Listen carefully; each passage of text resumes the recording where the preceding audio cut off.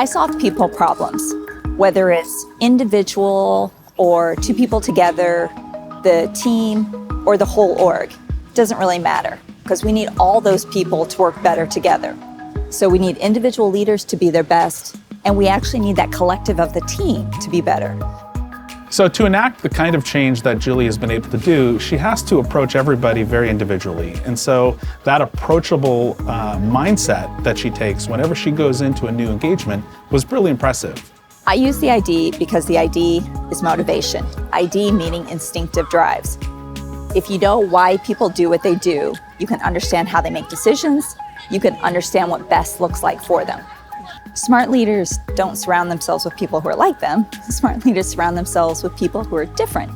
But you have to know how to find those things that are different. You have to understand why people do what they do.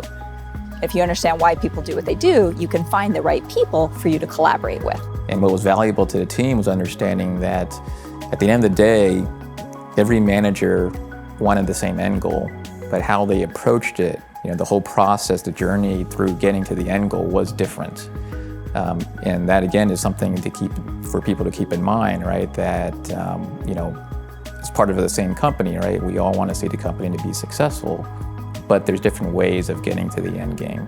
If you can say the things that need to be said, you can effectively collaborate. You can take those individual players and make a stronger team together because you have those foundations to be a smarter team. I think of Julie's overall personality is very approachable.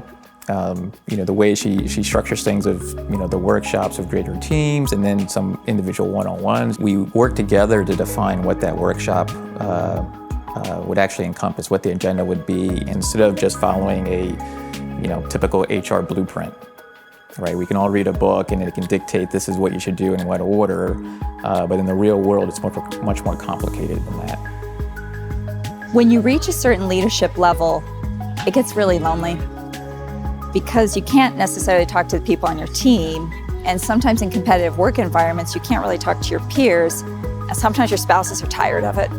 So you need someone that you can talk to that really gets you, can get it quickly to make a big difference. One of the things I count on with her is her direct, very honest approach to any kind of conversation. She actually watched my kids grow up, and she gave some pretty honest feedback to me and my wife on how we should approach raising kids.